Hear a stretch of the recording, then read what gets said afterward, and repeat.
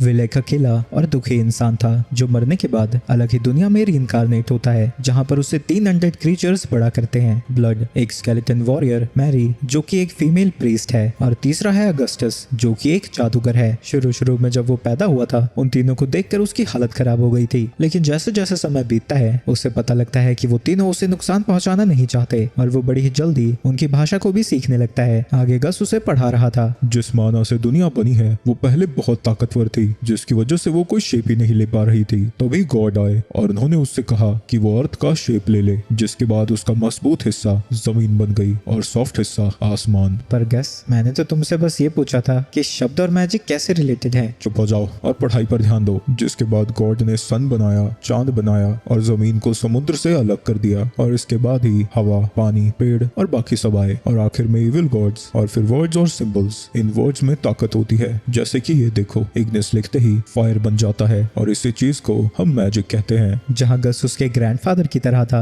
Mary उसकी mom की तरह है, जो कि बहुत समय बाद उसे पहली बार टेंपल के बाहर लेकर जाती है। और विल को लगता है कि ये गॉड का इशारा है, वो चाहते हैं कि वो एक अच्छी जिंदगी जिए और पिछली बार की तरह कुड़ी के पीछे जिंदगी ना बर्बाद करे। सुन रहे हो लॉन्डो, समझ जाओ पहले ही। वहीं तीसरा है ब्लड, स्केलेटन वॉरियर, और विल के बापू की तरह, जो कि उसे एक वॉरियर बनने की ट्रेनिंग भी देता है। विल 3 साल की उम्र में ही पढ़ना लिखना सीख चुका है, जो देखकर गस को लगता है कि वो भी उसकी तरह एक जीनियस होगा। विल अपने नए परिवार के साथ बहुत खुश है, लेकिन वो लोग उससे कुछ सीक्रेट्स भी रखते हैं, जैसे कि ये खाना कहाँ से आता है, वो तीनों सिर्फ यहीं पर क्यों रहते हैं, और उसके अलावा यहाँ पर कोई इंसान क्यों नहीं है, और सबसे बड़ा सीक्रेट कि ये लोग अनडेड क्यों हैं। लेकिन वो उनसे ये सवाल नहीं कर सकता, क्योंकि उसके पास भी एक सीक्रेट है कि उसे अपनी पिछली लाइफ की मेमोरीज याद हैं। कई सालों की ट्रेनिंग के बाद गस और ब्लड उससे कहते हैं कि वो असली कॉम्बैट ट्रेनिंग के लिए रेडी है, और ब्लड उसके ऊपर अटैक कर देता है, लेकिन विल इतना तेज था कि वो उसके अटैक को डॉज कर लेता है। ब्लड उसका पीछा करने लगता है, लेकिन विल एक्सेलरेशन स्पेल का यूज करके उससे बच जाता है और जमीन पर थोड़ा सा पानी ले आता है, जिसकी वजह से ब्लड नीचे गिर जाता है। और विल अपने अगले स्पेल का यूज करके उसे जाल में बांधने की कोशिश करता है, लेकिन ब्लड एक लकड़ी फेंक कर उससे आजाद हो जाता है और अपने अगले अटैक से विल की तलवार को उसके हाथ से नीचे गिरा देता है। ये देखकर गस कहता है, तुम जब इसे यहाँ पर लेकर आए थे मुझे लगा था इसे ट्रेन करने के बाद ये हमारे काम आएगा, पर लगता है ये बातें यहाँ क्यों बोल रहे हो तुम, सोच के नहीं बोल सकते। जिसके बाद गस विल से माफी मांगता है। इसके बाद ब्लड और विल जंगल में घूम रहे थे और वो विल से कहता है कि वो गस की बात का बुरा ना माने। वो बस बिना सोचे कुछ भी बोल देता है और कुछ चीजें हैं जो वो उसे अभी नहीं बता सकते। वही मैरी विल को रोज की कामों को करना सिखाती है ताकि वो अकेला अपनी जिम्मेदारियां उठा सके। एक दिन विल मैरी को अर्थ गॉडेस के टेंपल में जाता हुआ देखता है, और क्योंकि मैरी को प्रे करता हुआ देखना उसे मना किया गया था, वो इसके लिए और ज्यादा क्यूरियस हो जाता है और मैरी को देखने जाता है, जहाँ पर उसके पूरे शरीर में आग लगी हुई थी। ये देखकर विल भागता हुआ उसके पास जाता है और उसे जोर जोर से आवाज लगाने लगता है। इससे उसके हाथ जल जाते हैं और वो बेहोश हो जाता है। उसे जब होश आता है वो तीनों उसके बेड के साथ में ही थे और मैरी उसे पकड़कर रोने लगती है। मैंने तुमसे कहा था ना, मैं तुम्हें बाद में बता दूंगा। इसके बाद अगर तुम्हें कुछ और करना है तो पहले मुझसे या मैरी से बात करनी होगी। और गस उसे बताता है कि वो ब्रेड अर्थ गॉडेस की तरफ से एक गिफ्ट है। मैरी उसे बताती है कि पहले वो ह्यूमंस हुआ करते थे, लेकिन मरने के बाद उनकी नफरत ने उन्हें पास ऑन करने नहीं दिया और यहीं पर रहने के लिए उन्होंने गॉड ऑफ डेथ के साथ कॉन्ट्रैक्ट बनाया, जो कि अर्थ गॉडेस का दुश्मन है। इसलिए जब भी वो प्रे करने जाती है उसके शरीर में आग लग जाती है, लेकिन उसने अब तक प्रे करना नहीं छोड़ा। विल कहता है कि वो भी उसके साथ प्रे करना चाहता है। इसके बाद कई साल बीत जाते हैं और अब विल 13 साल का है। अब विल गॉड्स के सामने 5 दिनों तक मेडिटेट कर सकता है, वो भी बिना खाना खाए या फिर रेस्ट किए। वहीं गस के लेसन्स उसके लिए और ज्यादा मुश्किल होते जा रहे हैं, लेकिन फिर भी वो सब कुछ सीखने की कोशिश करता रहता है। वहीं ब्लड भी उसे हर रोज एक वॉरियर बनने की ट्रेनिंग देता है और फाइनली ब्लड उसके लिए एक अनडेड को पकड़ कर लेकर आता है ताकि वो उसके सामने अपने स्किल्स को टेस्ट कर सके, जिसे विल अपने एक ही स्ट्राइक से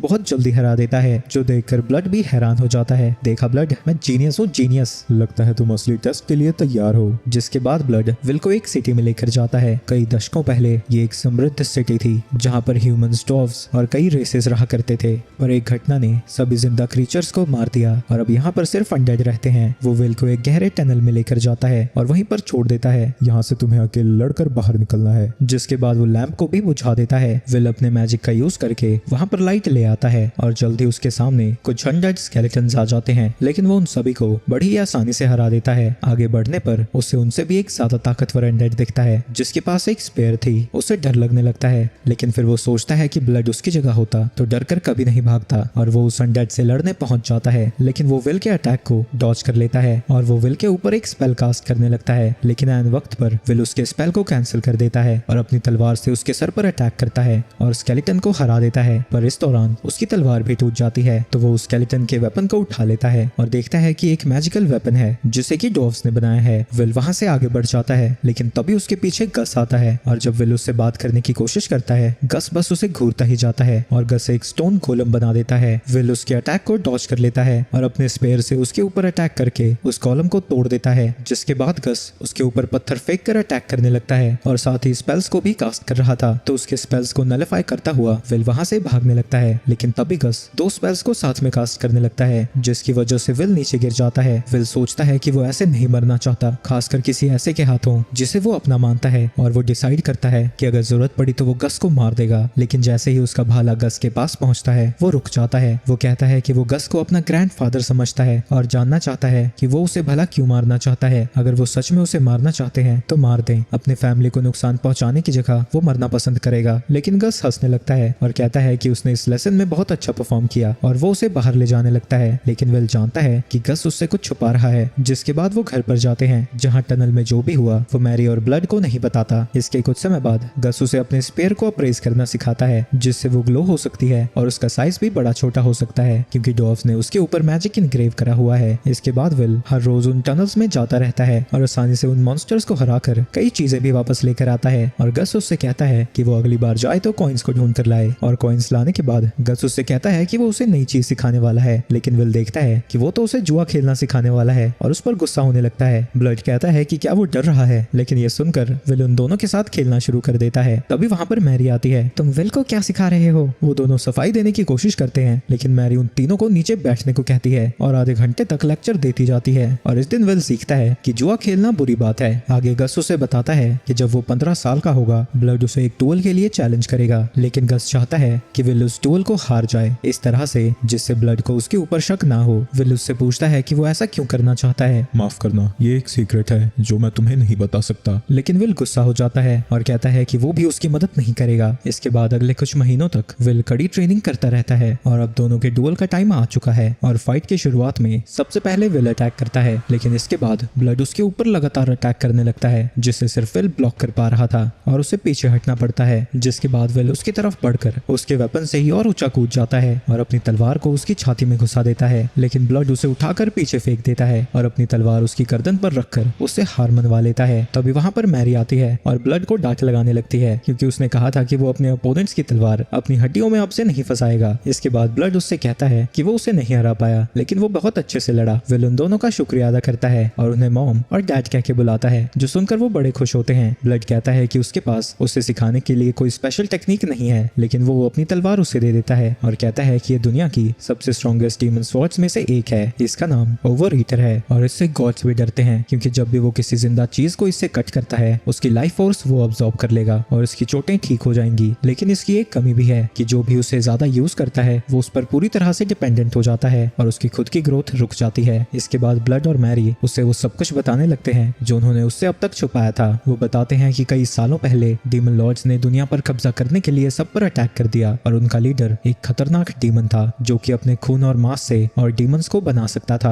उस डीमन का नाम हाई किंग था और ये ओवरईटर उसी की तलवार थी। वो जानबूझकर खुद को घायल होने देता था ताकि वो डीमन आर्मी बना सके और दूसरों पर तलवार चलाकर अपनी इंजरीज को ठीक कर लेता था। इन एबिलिटीज की मदद से उसने धीरे धीरे पूरे कॉन्टिनेंट पर कब्जा कर लिया। लेकिन ऐन वक्त पर गस ने उसे हराने का एक प्लान बनाया और लेजेंडरी वॉरियर ब्लड और प्रीस्टेस मैरी की मदद से उस हाई किंग की तलवार को छीनने के लिए आगे बढ़े। लेकिन उनका प्लान फेल हो गया, क्योंकि वहां जाने पर वो डीमन ट्रांसफॉर्म हो गया और उसके तलवारबाजी के सामने ब्लड भी नहीं टिक पा रहा था। गस और मैरी ने मिलकर हाई किंग के ऊपर एक सील लगा दी, लेकिन तभी god of the death stagnate बीच में आ गया और कहा कि अगर वो उसके नीचे काम करते हैं तो वो कॉन्टिनेंट के सारे डीमंस को खत्म कर देगा। ये सुनकर उन तीनों ने अपनी जिंदगी का बलिदान दे दिया। इसके बाद गस एक गोस्ट बन गया, ब्लड एक स्केलेटन और मैरी एक ममी। वहीं उस गॉड ने डीमंस को मारने की जगह उन सबको अनडेड क्रीचर्स में ट्रांसफॉर्म कर दिया। वो कहते हैं कि उनके हिसाब से वो सबसे हाई रैंकिंग अनडेड है और कई सालों से उस सील को गार्ड कर रहे हैं। एक दिन वो अनडेड डीमंस एक बच्चे को सैक्रिफाइस करने के लिए लेकर आए थे ताकि वो उस सील को ब्रेक कर सके। गस चाहता था कि वो बच्चे को जंगल में छोड़ दें, लेकिन ब्लड और मैरी अपने पास ले आए और अपने बच्चे की तरह पाला पोसा। मैरी उसे गले लगाती है और कहती है कि वो हमेशा उससे प्यार करती रहेगी और ब्लड कहता है कि उसे उस पर गर्व है। वहीं विल कंफ्यूज हो जाता है क्योंकि वो ऐसे बात बातें कर रहे थे जैसे वो कहीं जाने वाले हैं। तभी उनके ऊपर काले बादल छा जाते हैं और वहाँ पर डेथ गॉड का एक अवतार पहुंच जाता है। क्या तुम अपनी सोल्स को मुझे देने के लिए तैयार हो? हमें पता चलता है कि वो अनडेड तभी तक रह सकते थे जब तक उनके दिल में उस हाइकिंग के लिए नफरत थी,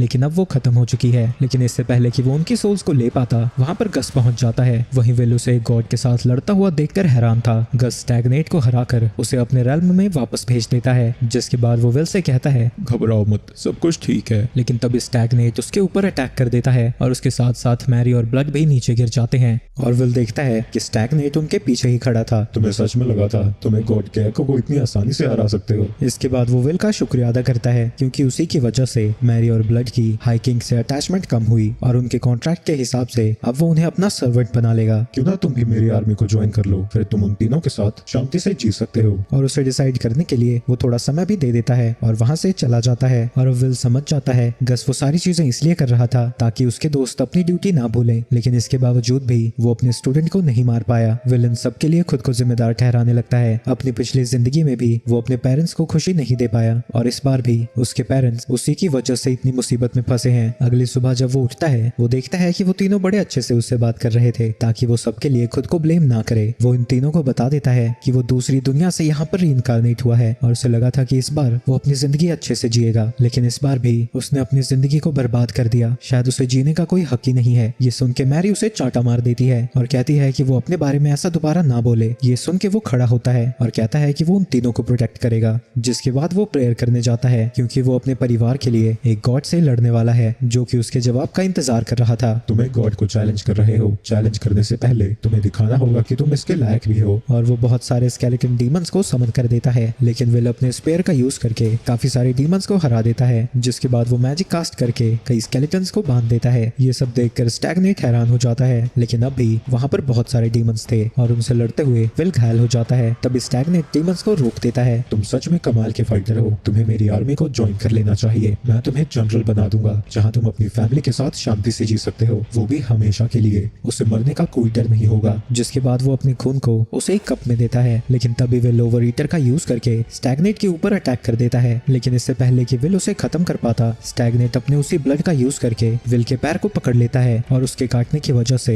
विल वहीं पर बेहोश हो जाता है। इसके बाद विल को एक स्वर्ग जैसी जगह पर होश आता है जो कि उसे जाने पहचाने लग रही थी। तभी उसके पीछे गॉडेस ऑफ लाइट और रीबर्थ आती है और इसका नाम ग्रेसफील है। जब वो पिछली बार यहाँ पर आया था तब इसी ने उसे रास्ता दिखाया था। वो उससे पूछती है कि उसने स्टैग्नेट के ऑफर को रिजेक्ट क्यों कर दिया, क्योंकि मेरी पिछली जिंदगी बहुत बुरी थी और मैं इस बार अपनी जिंदगी बहुत अच्छे से जीना चाहता हूँ और अगर मैं अमर हो गया तो जीने में कोई मतलब ही नहीं होगा, लेकिन उससे भी ज्यादा मैं अपनी फैमिली को प्रोटेक्ट करना चाहता हूँ। ये सुनकर ग्रेसफील खुश हो जाती है और उसे अपनी ब्लेसिंग देती हुई कहती है कि जब वो उठे वो शपथ ले और मरते दम तक वो उसकी गार्डियन बनी रहेगी। इसके बाद विल को जब होश आता है वो तुरंत ही शपथ लेने लगता है और अपनी लाइफ को गॉडेस ऑफ लाइट को ऑफर कर देता है, जिससे विल की पावर्स बढ़ जाती हैं और अब स्टैग्नेट को डर लगने लगता है और वो अपनी आर्मी को उस पर अटैक करने के लिए भेजता है। लेकिन विल अपने एक ही अटैक से उन सबको खत्म कर देता है और वो पीसफुली आफ्टर लाइफ में चले जाते हैं। जिसके बाद वो स्टैग्नेट पर अटैक करने जाता है, लेकिन वो एक डस्ट स्पेल कास्ट करके उसके सामने से गायब हो जाता है। तभी उसके पीछे ग्रेसफील आती है और एक दिशा में इशारा करती है, जो देखकर वो समझ जाता है कि अब स्टैग्नेट उसके परिवार के पीछे गया है। विल अपने एक्सेलरेशन स्पेल का यूज करके टेंपल की तरफ जाने लगता है। वो अपने परिवार को खोना नहीं चाहता था, लेकिन जब वो वहाँ पहुँचता है स्टैग्नेट ने गस को बांध कर रखा है और ब्लड मैरी को प्रोटेक्ट करने की कोशिश कर रहा है। विल उसे रोकने जाने लगता है, लेकिन समय पर वो उन तक नहीं पहुँच पाता। लेकिन ऐन वक्त पर गॉडेस ऑफ अर्थ मेटर वहाँ सामने आ जाती है और अपनी फॉलोअर मैरी को बचा लेती है, जिसे उसने कब का माफ कर दिया है। विल जानबूझकर डिवाइन टॉर्च स्किल को मैरी और ब्लड की तरफ मारता है, क्योंकि उसे पता है कि वो उन दोनों की सोल को दोबारा से रीबर्थ साइकिल में जाने नहीं देगा। और जब स्टैग्नेट अपना मैजिक कास्ट करता है, ब्लड पीछे से आकर उसके ऊपर अटैक कर देता है, जिसे वो डॉज कर लेता है। लेकिन तभी विल लाकर अपनी तलवार उसके छाती में घुसा देता है और लगातार डीमन ब्लेड और साथ ही ग्रेसफील की पावर्स का यूज करके उस पर अटैक करने लगता है और स्टैग्नेट को मार डालता है। इसके बाद वो तीनों उसके पास आते हैं और गस कहता है कि वो बहुत ज्यादा ताकतवर हो गया है और उन्हें सेलिब्रेट करना चाहिए। ब्लड और मैरी उठकर जाने लगते हैं, लेकिन तभी वो अपने घुटनों पर गिर जाते हैं। विल को समझ नहीं आता कि यहाँ पर क्या हो रहा है, पर ब्लड उसे बताता है कि क्योंकि स्टैग्नेट मर चुका है और उन्होंने अपना कॉन्ट्रैक्ट तोड़ दिया था, वो भी मरने वाले हैं। विल कहता है कि इससे बचने का कोई तो रास्ता होगा, लेकिन वो उसे बताते हैं कि वो अब रीबर्थ साइकिल में जुड़ने वाले हैं और इस बात पर उसे दुखी नहीं होना चाहिए। लेकिन विल अपने पेरेंट्स को जाता हुआ नहीं देखना चाहता था। वो उससे कहते हैं कि वो कभी अकेला नहीं होगा, जो चीजें उन्होंने उसे सिखाई हैं वो हमेशा उसका साथ देंगी और भले ही जिंदगी जिंदगी में कितनी भी मुश्किलें आए वो उन सबसे जरूर जीतेगा। धीरे धीरे उनकी सोल्स बाहर निकलने लगती हैं और विल देखता है कि जब वो जिंदा थे वो कैसे दिखते थे। आगे गस कुछ दारू शारू लेकर आता है और उसकी जीत को सेलिब्रेट करने के बाद वो दोनों पीसफुली आफ्टर लाइफ में चले जाते हैं, जहाँ पर ग्रेसफील उनकी सोल को रीबर्थ साइकिल तक लेकर जाती है। विल उन दोनों की बॉडीज को दफना देता है और कहता है कि वो जल्द ही एडवेंचर पर जा रहा है और उनसे मिलने आता रहेगा। तभी उसके पीछे गस आता है। बुड्ढे तुम क्यों जिंदा हो यार? मैंने अपना कॉन्ट्रैक्ट पूरी तरह से नहीं तोड़ा था, तो कम से कम 10 साल तो मैं और जीऊंगा ही, जिस दौरान मैं हाइकिंग के सील को गार्ड करूंगा जब तक कि तुम उसका कुछ करने लायक नहीं बन जाते। इसके बाद वो उसे पैसों से भरी पोटली देता है। तुम इसका जैसे चाहे यूज कर सकते हो। इसके बाद वो अपने रूम में आखिरी बार वापस आता है और कपड़े पहनकर टेंपल से बाहर निकल जाता है और गस उसे छोड़ने उसके साथ जाता है, लेकिन जाने से पहले वो उससे कहता है कि उसे लास्ट नेम की जरूरत होगी। अब से तुम्हारा नाम विल जी मैरी ब्लड है। विल जंगलों से गुजरता हुआ मॉन्स्टर्स को मारता जाता है और जो उसने घर से खाना लाया था रात को वही खाता है। काफी समय बाद उसे एक सिटी दिखती है जहाँ उसे लगा था कि ह्यूमंस होंगे, लेकिन अंदर जाने पर वो सिटी नहीं खंडर था और वो ग्रेसफील से फिर से प्रे करता है कि वो यहाँ मौजूद किसी की भी सोल को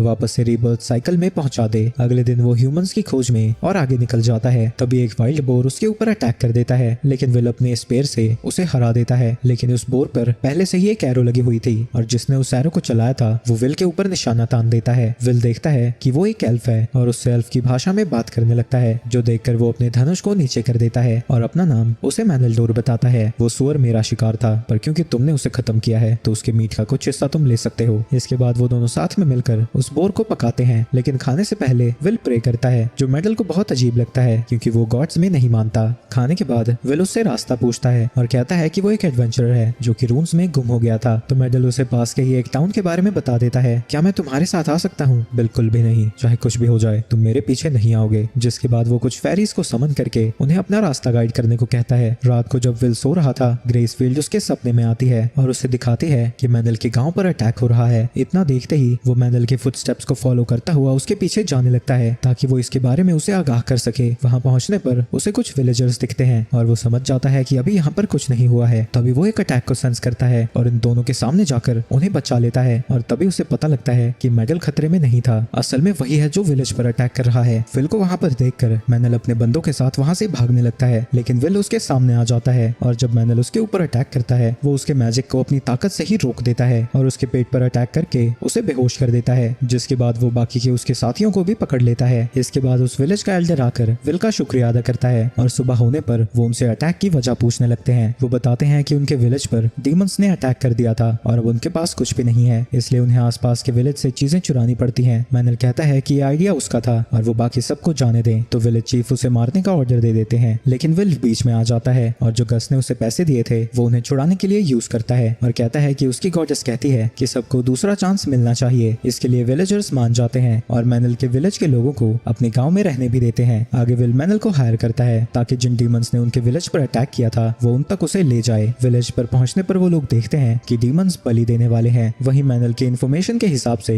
वो डीमंस उसे कुछ खास नहीं लगते, तो विल अकेला ही उनसे लड़ने पहुंच जाता है। सबसे पहले वो अपने वेब स्पेल का यूज करके मेंटिकोर को पकड़ लेता है, जिसके बाद एक एक करके बाकी के डीमंस को भी मार डालता है और आखिर में मेंटिकोर को भी खत्म कर देता है। जिसके बाद विल वहां मौजूद सभी की आत्माओं के लिए प्रार्थना करता है। आगे वो सर्वाइवर्स को ढूंढने लगते हैं और उन्हें एक बच्ची दिखती है जो कि पूरी तरह से जल चुकी थी। वो कहती है कि जब डीमंस ने उसे जलाया वो बहुत बहादुर थी और एक आवाज भी नहीं निकाली क्योंकि उसे पता था बड़े भाई मैनल आकर उसे जरूर बचाएंगे, लेकिन मैनल उसे देख भी नहीं पा रहा था। तो विल उस बच्ची को गोद में उठा लेता है और कहता है कि वो सच में बहुत बहादुर है और विल के कहने पर मैनल आखिरकार उसका हाथ पकड़ता है और विल ग्रेसफील्ड से प्रे करता है, जिसके बाद उसकी सोल आफ्टर लाइफ में चली जाती है। जिसके बाद मैनल विल से माफी मांगता है क्योंकि पहले उसे लगा था वो बस एक बिगड़ा हुआ अमीरजादा है। इसके बाद मैनल उसे अपने अडॉप्टिव ग्रैंडमा के पास लेकर जाता है जो कि अब एक पावरफुल गोस्ट बन चुकी है, लेकिन वो अभी भी पूरे कंट्रोल में है। जिसके बाद मैनल और वो आपस में झगड़ा करने लगते हैं और दादी उससे कहती है कि उसे विल के साथ जाना चाहिए और डीमंस की हाइड आउट की लोकेशन बताकर खुद ही पास ऑन कर जाती है। कमाल की दादी है यार, इसे तो प्रेयर की भी जरूरत नहीं पड़ी। कुछ दिनों बाद वो विलेजर्स अपने गांव में वापस आते हैं और जिनकी भी मौत हुई थी उन्हें दफना देते हैं। शाम को मैनल और विल साथ में बैठे हुए थे और मैनल उसे बताता है कि उसकी मॉम ने एक ह्यूमन से शादी की थी, जिसकी वजह से उसके गांव में लोग उसे बहुत बुली किया करते थे और अपनी मॉम के मरने के बाद वो गांव को छोड़कर निकल आया और एक एडवेंचरर बन गया, लेकिन उसके टीममेट ने उसे धोखा दे दिया और किसी तरह बचकर वो इस गांव में पहुंच गया और यहीं पर वो मार्पल से मिला, पर क्योंकि उसकी उम्र ह्यूमंस की तरह नहीं बढ़ती थी वो ठीक से बड़ा भी नहीं हुआ और मार्पल बूढ़ी हो गई और उसे बहुत अकेला महसूस होता है। जिसके बाद वो विल से कहता है कि वो भी ग्रेसफील्ड का डिवोटी बनना चाहता है और एक प्रीस्ट के तौर पर विल उसे ब्लेस कर देता है। अगले दिन विलेज को दोबारा से बनाने का काम शुरू हो जाता है, लेकिन उन्हें सप्लाईज लेने के लिए सिटी ऑफ व्हाइट सेल में जाना होगा। लेकिन विल को व्हाइट सेल के बारे में कुछ भी नहीं पता था, तो मैनल उसे बताता है कि 200 साल पहले जो ह्यूमंस और हाई किंग के बीच में वॉर हुई थी, उसके बाद से साउथ में सबसे बड़ी सिटी व्हाइट सेल ही है। आगे वो रूट्स में से वापस आ रहे थे और उन्होंने काफी सारे पैसे इकट्ठा कर लिए हैं। तभी वो लोग देखते हैं कि एक मॉन्स्टर 2 लोगों का पीछा कर रहा है। विल उस मॉन्स्टर के सामने आ जाता है और याद करता है कि ब्लड ने उससे कहा था कि उसे अपने ओपोनेंट को डराना चाहिए, और उसे घूरता हुआ देखकर वो मॉन्स्टर वहां से चला जाता है। वो लड़की उसका शुक्रिया अदा करती है और बताती है कि उसका नाम रूबीना है और वो एक बार्ड है, और दूसरे बंदे का नाम एंटोनियो है जो कि एक मर्चेंट है। आगे उन्हें पता चलता है कि वो दोनों व्हाइट सेल्स में ही जा रहे थे, लेकिन उस गोरिल्ला को देखकर उनके गार्ड्स डर कर भाग गए। मैनल इस चीज का फायदा उठाता है और कहता है कि प्रोटेक्शन के बदले वो उन्हें पैसे दे, और साथ ही जो उन चीजों की उन्हें जरूरत है उसे उन पर डिस्काउंट भी चाहिए। आगे वो साथ में निकल जाते हैं और वो कई विलेजेस से होते हुए गुजरते हैं, जहाँ पर रूबीना गाना गाकर लोगों को बुलाती है और एंटोनियो अपना सामान बेचता है। एंटोनियो विल से कहता है कि ग्रेसफील्ड के फॉलोअर्स बढ़ाने के लिए वो लोगों को हील करे और इससे उसकी शॉप पर कस्टमर्स भी आएंगे। इसके बाद एक रात को रूबीना ब्लड, मैरी और गस के बारे में गाना गा रही थी। विल अपनी फैमिली की कहानी को सुनने के लिए बड़ा एक्साइटेड हो जाता है और वो बताती है कि हीरोज की तरह फेमस होने से पहले उन तीनों ने एक एल्फ लड़की को बचाया था, जिसे कि विलेजर्स ने उस वाइवरन को बलि देने के लिए रखा था, जो कि उनके विलेज पर अटैक कर रहा था। उस हाफ एल्फ के बॉयफ्रेंड ने जितने भी पैसे थे वो सब कुछ उन तीनों को दे दिया ताकि वो उसे बचा सके। वो उसकी रिक्वेस्ट को एक्सेप्ट कर लेते हैं। मैरी और गस मिलकर उस ड्रैगन के ऊपर अटैक करने लगते हैं और आखिर में ब्लड आकर उसकी गर्दन काट देता है, जिसके बाद वो उन्हें डैगर देते हैं और साथ ही कुछ पैसे भी, ताकि वो दोनों अपनी नई जिंदगी शुरू कर सकें। लेकिन वो पैसे लेने में हिचकिचा रहे थे, तो गस कहता है कि एक इन्वेस्टमेंट की तरह है और वो चाहता है कि वो इन पैसों से बहुत अमीर बने, और जब वो वापस आएंगे उन्हें सूद समेत ये पैसा लौटाना होगा। और पासवर्ड के तौर पर वो उन्हें अपना असली नाम बताता है, क्योंकि सभी लोग सिर्फ उसे वॉन्डरिंग सेज के नाम से ही जानते हैं। और आगे रूबीना कहती है कि वो एल्फ अभी भी वॉन्डरिंग सेज का इंतजार कर रही है। अगले दिन वो व्हाइट सेल्स के लिए निकल जाते हैं। विल ने पहली बार इतनी बड़ी और समृद्ध सिटी देखी थी। इसके बाद वो सभी लोग सिटी में घूमने लगते हैं और यहाँ पर बहुत सारी चीजें विल पहली बार देख रहा था। जिसके बाद विल टेंपल में जाता है ताकि वो गॉडेस के सामने प्रार्थना कर सके, लेकिन तभी एक जूनियर प्रीस्ट उसे रोक देता है और बताता है कि ग्रेसफील्ड के फॉलोअर्स बहुत कम हैं, तो उन्हें पहले उसे चेक करना होगा, क्योंकि वो नहीं चाहते कि कोई यहाँ पर आकर इविल गॉड्स के लिए प्रे करे। तभी वहाँ पर टेंपल का बिशप आता है और जब वो विल से बात करता है वो बिना किसी वेरिफिकेशन के उसे प्रार्थना करने की इजाजत दे देता है। और जब जूनियर प्रीस्ट उसे आगे लेकर जा रहा था वो बिशप बार्ड के बारे में उल्टी सीधी बातें करने लगता है, और अपने रूम पे आने पर वो देखता है कि वो तीनों भी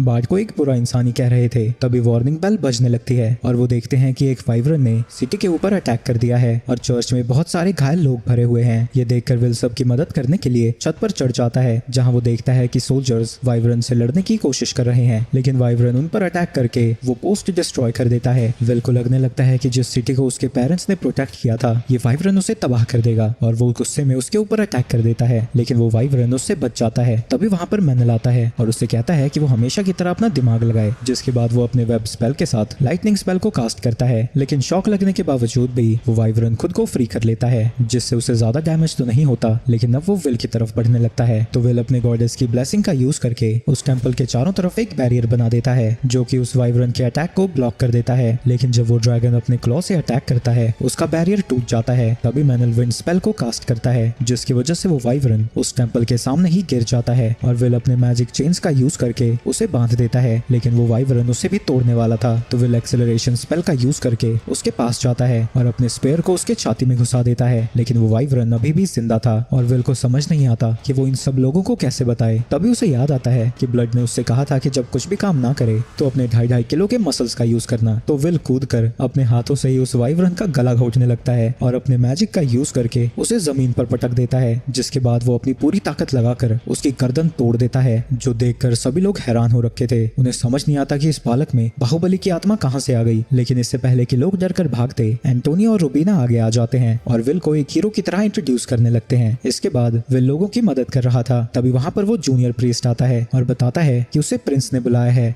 इसके बाद वो दोनों प्रिंस एफल से मिलने जाते हैं, लेकिन वो सिर्फ 2 लोगों को देखकर हैरान हो जाता है क्योंकि उसे लग रहा था कि उनकी पार्टी में वॉरियर, मैजिशियन, फेरी यूजर और प्रीस्ट भी हैं। लेकिन विल बताता है कि उनमें से 3 रोल तो उसी के पास हैं और फेरी यूजर मैनल है। ये सुन के वो हैरान हो जाता है और विल से कहता है कि वो अपना रिवॉर्ड मांगे। विल कहता है कि वो साउथ के डीमंस को हराने में उसकी मदद चाहता है, लेकिन एफल मना कर देता है क्योंकि वो एरिया काफी दूर है और वो अपने सोल्जर्स को वहां पर नहीं भेज सकता। तो विल कहता है कि वो अपने ही पैसों से मर्सनरीज को इकट्ठा करेगा और खुद इन डीमंस को हराने जाएगा। ये सुन के प्रिंस उसे घूरने लगता है और विल समझ जाता है कि वो क्या कह रहा है। वो कहाँ से आया है किसी को नहीं पता और उसके ही टाउन में वो एक प्राइवेट आर्मी खड़ी करना चाहता है। तो वो कहता है कि वो ये सब कुछ ग्रेसफील्ड की तरफ से कर रहा है क्योंकि एक प्रीस्ट के तौर पर वो लोगों को तकलीफ में नहीं छोड़ सकता। तभी वहाँ पर बिशप आ जाता है। तुम अपनी सीमाएं लांघ रहे हो, बिना टेंपल की अथॉरिटी के पता हुए तुमने हमारे एक प्रीस्ट को कैसे बुलाया? एफल उसे बताता है कि विल ने एक प्राइवेट आर्मी बनाने की परमिशन मांगी है और वो उसे पैलेडिन बनाना चाहता है जिससे उन दोनों के पास उसकी जॉइंट कस्टडी होगी। ये सुन के बाद विल को अपने साथ बाहर लेकर जाता है। रास्ते में मैनल की बाट के साथ बहस छिड़ जाती है। वहीं बाट की एक बेटी भी है जिसे उसने गोद लिया है और उसका नाम एना है। वो उसे बताती है कि भले ही उसका फादर खड़ूस लगता हो लेकिन वो दिल का अच्छा है। आगे विल बाट से टेंपल में मिलता है और उसे पता लगता है कि बाट कभी अपनी डिवाइन ग्रेस का यूज नहीं करता क्योंकि इस जगह की डेवलपमेंट के लिए उसे कभी किसी को डराना पड़ता है और कभी किसी को घूस देनी पड़ती है। और ये सब चीजें करता हुआ अगर वो अपनी डिवाइन ग्रेस का यूज करेगा ये उसके गॉड को अपवित्र करने जैसा होगा। ये सुन के विल के मन में भी उसके लिए इज्जत जागने लगती है। जिसके बाद बाट विल से कहता है कि वो उस जंगल को बचाने की जिद छोड़ दे, पर विल कहता है कि वो अपनी ओथ को पूरा कर रहेगा। उसकी डिवोशन को देखकर बाट भी हैरान हो जाता है और उसे परमिशन दे देता है। इसके बाद विल एडवेंचरर्स को ढूंढने गिल्ड में जाता है जहाँ उसका नाम सुनकर सभी लोग उसके पास आने लगते हैं। पर जब उन्हें पता लगता है कि मिशन का रिवॉर्ड इतना कम है वो सब पीछे हट जाते हैं। लेकिन उनमें से एक पार्टी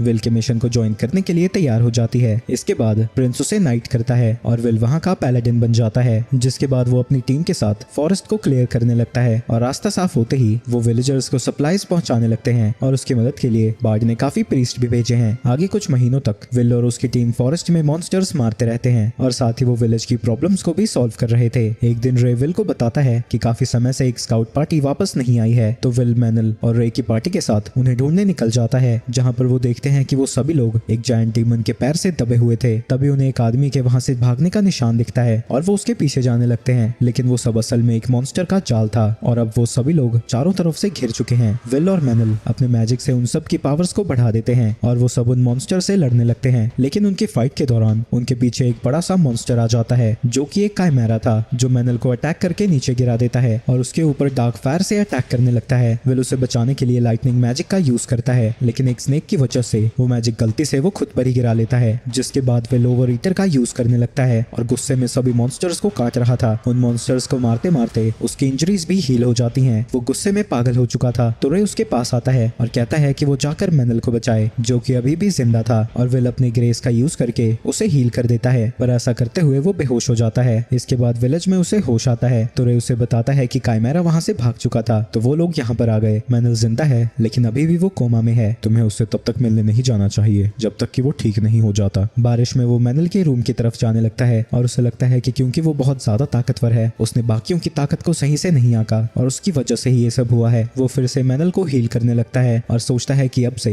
वो किसी के ऊपर भी निर्भर नहीं करेगा और सबको अकेला ही बचाएगा। लेकिन विल के जाते ही मैनल को होश आ जाता है और वो समझ जाता है कि उसका दोस्त यहाँ पर था। वो विल के पीछे जाता है जो उसे बताता है कि वो अकेला उन मॉन्स्टर्स को हराने जा रहा है और उसे उन जैसे कमजोरों की जरूरत नहीं है। उसकी बात सुनकर मैनल गुस्सा हो जाता है और उस पर अटैक करने लगता है, लेकिन वो विल का कुछ नहीं बिगाड़ पाता। विल अपने दोस्त को और परेशान होता हुआ नहीं देखना चाहता था तो वो उसके हाथ को तोड़ देता है। उसे लगता है कि अब वो उसका पीछा नहीं करेगा, लेकिन तभी मैनल अपने मैजिक से खुद पर ही अटैक करने लगता है तो विल को अपने शरीर का यूज करके उसे बचाना पड़ता है। मैनल उसके पेट में लात मारता है और कहता है कि एक दोस्त के तौर पर उसे पुट्ठे काम करने से रोकना भी उसका ही काम है। विल उससे माफी मांगता है और मैनल कहता है कि वो जल्द ही इतना ताकतवर होगा कि वो उसके ऊपर बोझ ना बने। इसके बाद वो दोनों विलेज में जाते हैं और काइमेरा से लड़ने के लिए प्लान बनाने लगते हैं और अगले दिन उनका पूरा ग्रुप उन मॉन्स्टर से लड़ने के लिए वैली में पहुंच जाता है जहां वो फायर एरोज का यूज करके उन पर अटैक करने लगते हैं और उनके रास्ते में जितने भी बीस्ट आ रहे थे उन सबको मार गिराते हैं। वहीं मैनल और विल सबसे पहले एक मोनेस्ट्री के पास पहुंचते हैं, लेकिन तभी विल कुछ सेंस करता है और अपने नलिफाइंग मैजिक का यूज करता है। वो देखते हैं कि काइमेरा इनविजिबल मैजिक का यूज करके उनके सामने ही था। उन्हें पता लगता है कि डिमोनिक रिचुअल्स की वजह से काइमेरा काफी समझदार है और उसका काम साउथ को तबाह रखना है ताकि ह्यूमंस वहां पर ना बच सके, ताकि डीमंस बिना किसी लड़ाई के उस सिटी पर कब्जा कर सके और अपने किंग को आजाद कर सके। काइमेरा विल पर अटैक करने की कोशिश करता है, लेकिन विल उसके अटैक को डॉज कर लेता है और अपने भाले को उसके सर पर दे मारता है। इसके बाद विल और मैनल मिलकर दोनों तरफ से उस काइमेरा के ऊपर अटैक करने लगते हैं, जिससे सारे सरों के बीच में कोऑर्डिनेशन छूट जाता है, जिसका फायदा उठाकर वो दोनों उस काइमेरा के ऊपर अटैक करना जारी रखते हैं और विल उस काइमेरा के एक सर को खत्म कर देता है। लेकिन तभी वो काइमेरा डार्क मायाज्मा को रिलीज करता हुआ अपने साइज को बड़ा कर लेता है। विल मैनल से कहता है कि वो आगे अकेला ही लड़ेगा क्योंकि पॉइजन उसके ऊपर काम नहीं करता। वो अपनी शील्ड का यूज करके डार्क फ्लेम को काइमेरा के मुंह के अंदर ही बंद कर देता है और मैनल अपने मैजिक का यूज करके काइमेरा को हवा में उछाल देता है। इसका फायदा उठाकर विल एक और सर को मार देता है और हवा में उछलकर आखिरी सर को भी खत्म कर देता है। काइमेरा को हराने के बाद वो दोनों बॉस मॉन्स्टर को हराने आगे बढ़ जाते हैं, लेकिन रे वहां पर पहले से ही पहुंच रखा था और उसने बॉस को भी हरा दिया है। इसके बाद वो विलेज में वापस जाते हैं और मैनल विल को बताता है क्योंकि अब ये जगह सेफ है, यहाँ पर और लोग आने वाले हैं और वो जल्द ही बीस्टवुड का लॉर्ड बन जाएगा। है पर मैं क्यों लॉर्ड बनूंगा? अब एक गधे की दुम, तेरे पास डिवाइन ब्लेसिंग है, प्रिंस टेंपल दोनों तेरे साथ हैं और लोग भी तुझे पसंद करते हैं, तो लॉर्ड तू ही बनेगा ना। ये सुन के विल घबराने लगता है, लेकिन फिर वो सोचता है कि अपने दोस्तों की मदद से वो ये भी कर ही लेगा। वो बीस्टवुड का लॉर्ड बन जाता है और अब 2 साल बीत चुके हैं और उसने उस एरिया को 2 साल में काफी ज्यादा समृद्ध बना दिया है। विल की उम्र अब 17 साल है और वो टॉर्चपोर्ट की कैपिटल सिटी में रहता है। ये वही सिटी है जो विल को अपने घर से निकलने के बाद सबसे पहले मिली थी। विल और मैनल शहर में टहल रहे थे, जहाँ विल उसे बताता है कि वो पेपर बनाकर बेचना चाहता है, जिससे उनके इलाके के प्रॉफिट बहुत ज्यादा बढ़ जाएंगे। जल्दी वहाँ पर सर्दियाँ आ जाती हैं और विल रूबीना के साथ घूमने जाता है। रूबीना उससे कहती है कि वो मेजेस की एकेडमी में उसे ले चले, पर विल कहता है कि वो तो फॉरबिडन लैंड्स में है और नॉन मैजिशियंस को वहाँ पर जाना भी अलाउड नहीं। लेकिन जब वो रूबीना का थोपड़ा देखता है वो पिघल जाता है। रूबीना को यकीन है कि उसके जैसा मैजिशियन उसे वहाँ तक तो पहुँचा ही देगा। लेकिन जब वो एकेडमी के जंगलों के पास पहुँचते हैं, विल देखता है कि चारों तरफ वहाँ पर मैजिकल वॉर्ड्स लगे हुए हैं, तो वो छुप कर जाने का प्लान कैंसिल कर देता है और कहता है कि वो सीधा मेन गेट से जाएंगे। लेकिन पूरे जंगल पर मैजिक कास्ट करा हुआ है, जिससे कोई भी अनजान व्यक्ति उस एकेडमी तक पहुंच ही नहीं सकता। आधे घंटे तक गोल गोल घूमने के बाद विल समझ जाता है कि यहाँ क्या हो रहा है और मैजिक कास्ट करके असली रास्ते को रिवील करता है। आगे जाने पर उसे एक पेड़ पर वार्निंग दिखती है जिस पर लिखा था कि सीखो या चले जाओ। ये देखकर रूबीना डर जाती है और कहती है कि उन्हें वापस चलना चाहिए क्योंकि वॉन्डरिंग सेज भी छोटी उम्र में बिना अपने मास्टर की मदद के अंदर नहीं जा पाया था। लेकिन विल आगे बढ़ता है और वहाँ पर उन्हें एक बुढ़ा दिखता है। वो दोनों खुद को इंट्रोड्यूस करते हैं। अरे मैं तो बस एक बुढ़ा हूँ जिसे एकेडमी ने ग्राउंड को साफ करने के लिए रखा है। आप क्यों ना थोड़ी देर रेस्ट करें, क्योंकि सिर्फ मैजिशियन ही एकेडमी के अंदर जा सकते हैं। वो उन्हें कुछ खाने को देता है और विल से कहता है कि वो उसे मैजिक दिखाए क्योंकि उसने फार अवे पैलेडिन के बारे में बहुत कुछ सुना है। मेरे मास्टर ने मुझे सिखाया है कि मैं सिर्फ दिखाने के लिए या फालतू की चीजों के लिए मैजिक यूज नहीं कर सकता। अच्छा ऐसी बात है। असल में रात की बर्फबारी की वजह से सारी लकड़ियाँ गीली हो गई है, तो तुम मेरे लिए सूखी लड़कियाँ लकड़ियाँ बना सकते हो। लेकिन विल उससे भी तेज था और वो लकड़ियों को उठाकर जलती हुई आग के पास सुखाने लगता है। ये देख के वो इम्प्रेस हो जाता है और उन दोनों का इंटरव्यू लेने लगता है। रूबीना कहती है कि मैजिक का यूज लोगों के लिए खुशियां बनाने के लिए करना चाहिए और विल हमेशा ही लोगों की मदद करने के लिए ही उसका यूज करता है। लगता है तुम मैजिक एकेडमी देखने लायक हो। जिसके बाद वहाँ बहुत तेज रोशनी होती है और विल देखता है कि वो एकेडमी के गेट पर ही बैठे थे और वो बुढ़ा असल में एकेडमी का एक प्रोफेसर है और उसका नाम हिरम है। साथ ही वो जंगलों का इंचार्ज भी है। जिसके बाद वो उन दोनों को एकेडमी का टूर देने लगता है और लाइब्रेरी के अंदर लेकर जाता है क्योंकि रूबीना वही देखना चाहती थी। तुम दोनों इस फ्लोर की किसी भी बुक को पढ़ सकते हो। रूबीना 2 बुक्स को लेकर आती है, जिसमें से पहली बुक में एकेडमी से ग्रेजुएट हुए लोगों की लिस्ट थी और दूसरी में आसपास के एरिया की हिस्ट्री। शाम तक बुक पढ़ने के बाद वो विल के साथ वहाँ से निकल जाती है। रास्ते में विल उससे पूछता है कि वो उन बुक्स को क्यों पढ़ रही थी। रूबीना बताती है कि एक बार वो बहुत सुंदर मैजिशियन के साथ घूमी थी और उसे बहुत मजा आया था, लेकिन मंजिल अलग होने की वजह से उनके रास्ते अलग हो गए। लेकिन इसके कुछ समय बाद ही उसने सुना कि उसकी दोस्त ने एक टाउन को डीमन से बचाते हुए अपनी जान दे दी, लेकिन उसके बारे में डिटेल में किसी को नहीं पता है। इसलिए वो उस इंसिडेंट के बारे में और जानना चाहती है ताकि वो उसके ऊपर सॉन्ग लिख सके और पूरी दुनिया को अपनी दोस्त की बहादुरी की कहानियां सुनाए। विल कहता है कि जब वो गाने को खत्म करेगी वो उसके लिए भी गाए और उम्मीद करता है कि उसकी मौत के बाद भी उसकी कहानियां गानों के जरिए जिंदा रहेंगी। इसके बाद कई महीने बीत जाते हैं और विल को रिपोर्ट मिलती है कि सर्दियों के फूल गर्मी में उगने लगे हैं। ये चीज प्रिंस को भी काफी अजीब लगती है, जो विल को इस चीज को इन्वेस्टिगेट करने के लिए भेज देता है और जंगल में उन्हें कुछ मॉन्स्टर्स मरे हुए मिलते हैं। जिसके बाद वो अपने गियर को पहनकर फॉरेस्ट के अंदर जाने लगते हैं। मैनल बताता है कि बीस्टवुड के जंगलों को 2 एंशिएंट ट्रीज रूल करती हैं। लॉर्ड ऑफ ओक सर्दियों में रूल करता है और लॉर्ड ऑफ हॉली गर्मियों में, और सीजन बदलने से पहले वो अपनी अथॉरिटीज को चेंज कर लेते हैं, जो कि कुछ दिन पहले ही थी। जिसके बाद वो ओक के पास जाते हैं। मैनल उससे पूछता है कि उसने अपने जुड़वा भाई हॉली को अभी तक अथॉरिटी क्यों नहीं दी। ओक कहता है कि वो उससे कांटेक्ट नहीं कर पा रहा है, इसलिए वो अथॉरिटी को ट्रांसफर नहीं कर सकता। मैनल कहता है कि अगर ऐसा ही चलता रहा तो पूरा फॉरेस्ट बर्बाद हो जाएगा, तो वो अथॉरिटी उसे दे दे, वो खुद हॉली को ट्रांसफर कर देगा। तुम उसे हैंडल नहीं कर सकते, उससे तुम्हारी आत्मा 1 महीने में तबाह हो जाएगी। लेकिन मैनल कहता है कि तब तक वो अथॉरिटी को ट्रांसफर कर देगा, लेकिन इससे पहले ओक उसे टेस्ट करने के लिए भेज देता है और विल वहीं रुककर मैनल का इंतजार करने लगता है। जिसके कुछ समय बाद थोड़ी टूटी फूटी हालत में मैनल वापस आता है और अपने हाथ पर रॉयल अथॉरिटी का निशान दिखाता है और वो दोनों हॉली ट्री को ढूंढने निकल जाते हैं। लेकिन उनके रास्ते में 2 मॉन्स्टर्स आ जाते हैं जिन्हें एक एक करके वो दोनों ही मार गिराते हैं और अंदर जाने पर उन्हें एक पेड़ दिखता है जो कि चारों तरफ से धुएं से घिरा हुआ था। मैनल कहता है कि ये हॉली है जो कि गर्मियों में जंगल पर राज करता है। वहां जाने पर उन्हें एक डीमन जनरल दिखता है जिसने मैनल और विल दोनों की कहानियां सुनी है और वो उन दोनों को मारकर और फेमस होना चाहता है। वो अपने डिमोनिक बीस्ट को उनके चारों तरफ समन कर लेता है, लेकिन तभी मैनल अथॉरिटी को हॉली को ट्रांसफर करने लगता है और राज करने की ताकत आते ही वो अपनी जड़ों का यूज करके उन मॉन्स्टर्स को पकड़ लेता है और जमीन के अंदर घुसा लेता है। जनरल मैजिक से अटैक करने लगता है, लेकिन विल उसे रोक देता है जिसकी वजह से उसके हाथ में ही धमाका हो जाता है। जिसके बाद विल उसके ऊपर अटैक करने लगता है और वो जनरल उसके सामने नहीं टिक पाता। विल अपने भाले को उसके सर में घुसाकर उसे वहीं पर मार डालता है। हॉली उसे और फॉरेस्ट को बचाने के लिए उनका शुक्रिया अदा करता है और आसपास पेड़ों को फिर से हरा भरा कर देता है, जिससे पूरा जंगल फिर से ठीक हो जाता है। मैनल, तुमने अथॉरिटी कुछ समय के लिए ली थी, इसकी वजह से एक दिन तुम भी इस जंगल के राजा बन जाओगे और हमारी तरह एक पेड़ में बदल जाओगे। लेकिन तुम चाहो तो मना कर सकते हो, पर मैं चाहूंगा कि तुम इसके बारे में ध्यान से सोचो। वेल, पश्चिम की तरफ से एक भयंकर आग आने वाली है जो इतनी ज्यादा फैल सकती है जिससे सारी जमीन जल जाएगी। जिसके बाद वो विल को लॉर्ड ऑफ हेलफायर और मायाज़मा के बारे में बताता है, क्योंकि पैलाडिन का सामना उन दोनों से जल्द ही होगा। इसके बाद प्रिंस और बिशप के साथ वो दोनों बैठे हुए थे और सारी चीजें उन्हें बता देते हैं। बार्ट बताता है कि रस्ट माउंटेन डॉव्स के किंगडम का कैपिटल हुआ करता था, जहाँ पर डीमंस ने कब्जा कर लिया, जो कि अभी भी वहाँ पर रहते हैं। ये सुनकर विल खुश हो जाता है क्योंकि वो बिना खुद को रोके पूरी ताकत से वहाँ पर लड़ सकता है। लेकिन प्रिंस उसे कहता है कि जाने से पहले उसे थोड़ी इन्फॉर्मेशन इकट्ठा करनी चाहिए। तो वो सबसे पहले रूबीना के पास जाते हैं जो उन्हें बताती है कि 200 साल पहले उस जगह का नाम आयरन माउंटेन्स था और जब डीमंस ने उनके ऊपर अटैक किया डॉव्स उनसे लड़ने लगे, जिसकी वजह से लगभग सबकी मौत हो गई और वो पूरा पहाड़ खून से लाल हो चुका था और लोहे के जंग खाने की वजह से वो अभी भी लाल ही दिखता है। और जो डॉव्स वहाँ से बचकर निकले उन्हें भी बहुत मुसीबतों का सामना करना पड़ा और अब उनकी तादाद काफी कम है। तो विल टॉर्च पोर्ट के डॉव से बात करने के लिए निकल जाता है और टेम्परेरी अथॉरिटी लेने की वजह से मैनल को जंगल के एक शॉर्टकट का पता लगता है। विल कहता है कि 1-2 दशक फ्यूचर में उसे अपना डिसीजन लेना होगा, पर तब तक तो वो मर चुका होगा। मैनल कहता है कि वो कम से कम उसके परपोते तो देखना ही चाहेगा। वहीं जिस सफर में उन्हें कई दिन लगने वाले थे वो घंटों में पहुंच जाते हैं। जिसके बाद वो एंटोनियो से बात करते हैं और विल उनसे डॉव्स के बारे में पूछता है जो 6 महीने पहले यहाँ पर आए थे।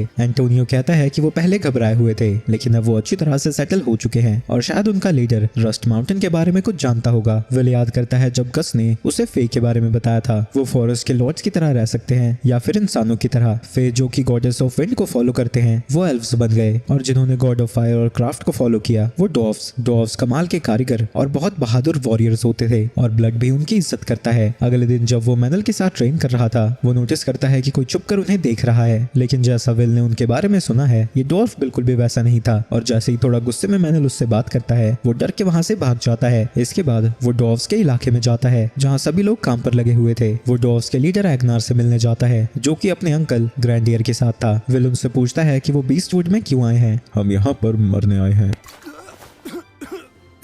एग्नार बताता है कि वो आयरन माउंटेन्स के लास्ट सर्वाइवर्स में से एक है, इसलिए वो इतने दुखी रहते हैं। ग्रैंडियर कहता है कि वो हमेशा अपने घर को याद करता रहता है और उसने उसे वापस पाने के सपने देखे थे, लेकिन अब वो बहुत बूढ़ा हो चुका है और वो कुछ भी नहीं कर सकता। तो विल से कहता है कि वो नए जनरेशंस के डॉव्स का अच्छे से ध्यान रखे। मैं वादा करता हूँ मैं उन्हें हमेशा सेफ और खुश रखूंगा। ग्रैंडियर उसका शुक्रिया अदा करता है और बताता है कि 200 साल पहले डॉव्स का एक बहुत महान और ताकतवर राजा था जिसके राज में उनका देश बहुत ज्यादा खुश था। लेकिन एक दिन उनके दरबार में एक डीमन का मैसेंजर आता है जो उनसे कहता है कि वो उनकी साइड को ज्वाइन कर लें, लेकिन किंग ने उसकी गर्दन ही काट दी और कहा कि वो कभी भी उनके साथ नहीं होंगे। पर मरते हुए उस डीमन ने उनसे कहा था कि एक ड्रैगन आकर उनके देश को खत्म कर देगा। तो किंग ने सभी वॉरियर्स को लड़ाई के लिए तैयार कर दिया। जो भी यहाँ लड़ेगा वो जिंदा नहीं बचेगा, तो अगर तुम यहाँ से जाना चाहते हो तो जा सकते हो। लेकिन उनमें से कोई भी पीछे हटने को तैयार नहीं होता। पर किंग कहता है कि जो भी वॉरियर्स नहीं है उन्हें यहाँ से चला जाना चाहिए ताकि वो एक दिन वापस आकर उनके दुश्मनों को हरा सके। उस वक्त ग्रैंडियर बस एक नया गार्ड था, तो वो अपने किंग के साथ नहीं लड़ सका और सिविलियंस को बाहर जाने में मदद करने लगा, लेकिन उनके रास्ते इतने खतरनाक थे कि कई लोगों की जान चली गई। इसके बाद विल वहां से जाने लगता है, लेकिन रास्ते में वो देखता है कि दोनों चेड़ियों के बीच में लड़ाई चल रही है और वो डॉर्फ उन्हें रोकने की कोशिश कर रहा है, लेकिन वो उल्टा साथ में मिलकर उसे ही पीटने लगते हैं। लेकिन जैसे ही वो विल को देखते हैं, डर के मारे वहां से भाग जाते हैं, यहाँ तक कि उन्होंने अपना पैसे भी पीछे ही छोड़ दिया था। थोड़ी देर बाद उसे होश आता है और विल के पूछने पर वो अपना नाम लू बताता है। इसके बाद एक लड़की आकर बताती है कि उसके फादर इस इन के ओनर हैं, पर क्योंकि वो बीमार हैं तो उसे ये चलाना पड़ रहा है, तो विल उसके फादर को हील कर देता है। इसके बाद विल जब वहां से जाने लगता है, वो देखता है कि लू ने दरवाजे को ठीक भी कर दिया है, जो देखकर सभी लोग इम्प्रेस हो जाते हैं। जब वो खाना खा रहे थे, लू उससे बताता है कि वो डॉर्फ्स का प्रिंस है, लेकिन वो हमेशा डरा हुआ और खुद को यूजलेस समझता है। बिल्कुल नहीं, तुम काफी बहादुर हो और अगर तुम्हें किसी चीज की जरूरत पड़ती है तो मेरे पास आ सकते हो। क्या तुम मुझे एक बहादुर वॉरियर बनने की ट्रेनिंग दे सकते हो? खाने के बाद विल उसे छोड़ने जाता है, जहाँ के डॉर्फ्स कुछ ज्यादा ही प्रोटेक्टिव थे और उसे कहने लगते हैं कि वो दोबारा किसी को बताए अकेला कहीं ना जाए। तभी विल कहता है कि वो चाहता है कि लू उसकी पार्टी को ज्वाइन करे। ये बात किसी को भी पसंद नहीं आती, क्योंकि इसका मतलब था कि उनका प्रिंस अब खतरे में जाएगा और वो उससे विल को मना करने के लिए कहते हैं। पर लू कहता है कि वो पैलेडिन के साथ जाना चाहता है और अपने एंसेस्टर्स की तरह बहादुर योद्धा बनना चाहता है। जिसके बाद वो विल के सामने अपने घुटने टेक देता है और कहता है कि वो उसे सर्व करेगा। विल बाकियों से पूछता है कि अब वो आगे क्या करने वाले हैं। गिलरस कहता है कि वो उसके डिसीजन को एक्सेप्ट करते हैं और वो इसके बारे में ग्रैंडियर को बाद में बताएगा। जिसके बाद विल लू से कहता है कि वो उसके सारे खर्चे उठाएगा, रहना खाना पीना सब कुछ। और अगले दिन वो लू की ट्रेनिंग शुरू कर देता है और छोटे पैर होने के बावजूद भी वो विल के साथ दौड़ रहा था। जिसके बाद वो उससे पुलअप्स कराता है और रेस्ट करने के बाद उसे मैनल के पास लेकर जाता है, जिसे देखकर वो डरा हुआ था, लेकिन मैनल कल की बदतमीजी के लिए माफी मांगता है। जिसके बाद शाम को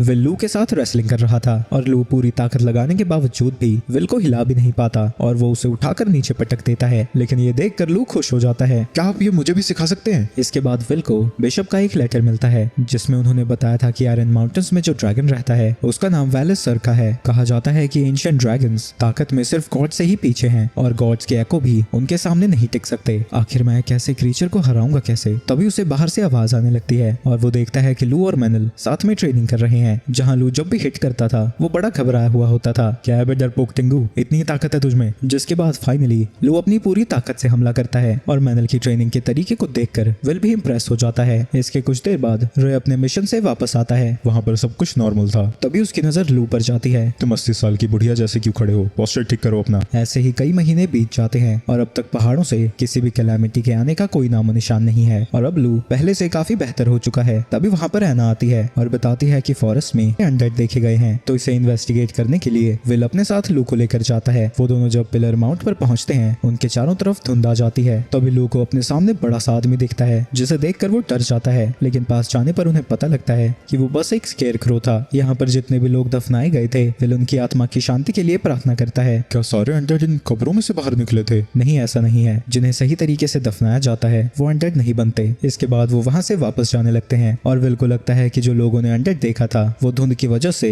उनकी इमेजिनेशन होगी। वहीं रास्ते में उन्हें एक खुफिया रास्ता दिखता है और दरवाजा खोलने पर अंदर एक बड़ी सी गुफा थी। अंदर जाने पर उन्हें एक रूम दिखता है जहाँ पर काफी सारी ग्रेव्स थी। तभी उन्हें एक डरावना सा ऑरा फील होता है, जिससे विल भी डर जाता है और ध्यान से देखने पर विल समझ जाता है कि उसके सामने कौन है। विल, काफी समय बाद मिल रहे हैं हम। स्टैग्नेट, तुम यहाँ पर क्या कर रहे हो? फिक्र मत करो, मैं यहाँ पर एको के तौर पर नहीं, मैसेंजर की तरह आया हूँ। तुम्हारे साथ लड़ाई के बाद मैं इस दुनिया में आगे कई सालों तक अपने एको को नहीं भेज सकता। विल समझ जाता है कि जो एरिया में अनडेड दिखे थे वो स्टैग्नेट की ही करनी थी, ताकि वो उसे यहाँ पर लेकर आ सके। फिक्र मत करो, मैं यहाँ पर बदला लेने नहीं, सिर्फ एक मैसेज देने आया हूँ। लेकिन उससे पहले मुझे माफ कर दो। जो एको मैंने पिछली बार भेजा था वो नया था, इसलिए वो काफी इमोशनल हो गया। उसकी हरकतों के लिए मैं माफी चाहता हूँ। तुम बकवास करना बंद करोगे? मेन बात पर आओ। तो स्टैग्नेट उसे एक भयंकर से ड्रैगन की विजन दिखाता है, जिसे देखकर डर के मारे विल अपने घुटनों पर आ जाता है। तुम्हें जल्दी उस ड्रैगन से लड़ना होगा जिसमें तुम्हारी मौत हो जाएगी। तो अगर जीना चाहते हो तो उस लड़ाई से पीछे हट जाओ, और अगर तुम्हें केवल गॉड पर भरोसा नहीं है तो ग्रेस फील से पूछ लो। आखिर तुम मुझे ये सब क्यों बता रहे हो? क्योंकि मुझे ह्यूमंस पसंद हैं, खासकर हीरोज। मैं नहीं चाहता कि उनकी मौत ऐसे ही बेकार में हो जाए। स्टैग्नेट बताता है कि गॉड्स की वॉर के दौरान वो वैलेसर का ड्रैगन से मिला था, जहाँ सभी लोग किसी वजह के लिए लड़ रहे थे। वैलेसर का सिर्फ अपने मजे के लिए लड़ रहा था। उसने एक मर्सनरी की तरह वॉर को ज्वाइन किया था। वॉर खत्म होने के बाद सभी गॉड्स चले गए, लेकिन वो यहीं पर रुक गया और उसे आखिरी बार डीमंस ने हायर किया था आयरन माउंटेन को जीतने के लिए। लेकिन वो इतनी बुरी तरह से घायल हुआ था कि उसे रिकवर होने के लिए 200 साल तक सोना पड़ा। ये सब सुन के लू अपने एंसेस्टर्स के बारे में और जानना चाहता है तो स्टैगनेट उसे हंसता हुआ बताता है कि उसे अपने एंसेस्टर्स पर गर्व होना चाहिए क्योंकि लास्ट किंग ने उस ड्रैगन की आंख बाहर निकाल ली थी। तभी वहाँ पर भूकंप आ जाता है और स्टैगनेट कहता है कि ये ड्रैगन की दहाड़ है। जिसके बाद विल और लू पिलर माउंट के पास जाते हैं जहाँ पर डीमंस भरे हुए हैं और थोड़ी देर में ही वो वहाँ मौजूद सभी डीमंस को मार गिराते हैं। तभी उन्हें फिर से ड्रैगन की दहाड़ सुनाई देती है और स्टैगनेट बताता है कि उसकी चीख की वजह से कई तरह के क्रीचर्स डर के मारे पागल हो जाते हैं। तभी एक जायंट क्रीचर उनकी तरफ बढ़ने लगता है और विल कहता है कि वो उसे बिना नुकसान पहुंचाए रोकेगा। विल उस जायंट के अटैक को ब्लॉक करता है जिसके बाद वो उसे उठाकर जमीन पर पटक देता है जिसकी वजह से वो बेहोश हो जाता है। जिसके बाद विल अपनी ब्लेसिंग से उसके दिमाग को शांत कर देता है और होश में आने के बाद वो जायंट उसका शुक्रिया अदा करता है। स्टैगनेट विल की तारीफ करता है लेकिन कहता है कि वो अब भी उस एंशिएंट ड्रैगन से बहुत ज्यादा कमजोर है तो उसे अभी यहाँ से चला जाना चाहिए और ट्रेन करना चाहिए ताकि वो उसे हराने जितना ताकतवर हो सके। तो जितने भी लोग वो मरने देगा वो उनसे ज्यादा को ही बचाएगा। जिसके बाद वो दोनों अपने टाउन में वापस आते हैं जहाँ उन्हें पता लगता है कि ड्रैगन के दहाड़ की वजह से सिटी के आसपास मॉन्स्टर्स तबाही मचाने लगे हैं और सब कुछ शांत करने में उन्हें शाम हो जाती है। जहाँ विल के पास फिर से एक बिशप का लेटर आता है जिसमें वो बताता है कि ड्रैगन्स के पास हाई रैंकिंग डीमंस को सेंस किया गया है और अगर विल सब कुछ छोड़ छाड़ कर चला जाता है तो वो समझदारी होगी ना कि कायरता। विल को समझ नहीं आता कि वो क्या करे और वो गॉडेस से प्रार्थना करता है कि वो उसे रास्ता दिखाए लेकिन ग्रेसफील कोई जवाब नहीं देती।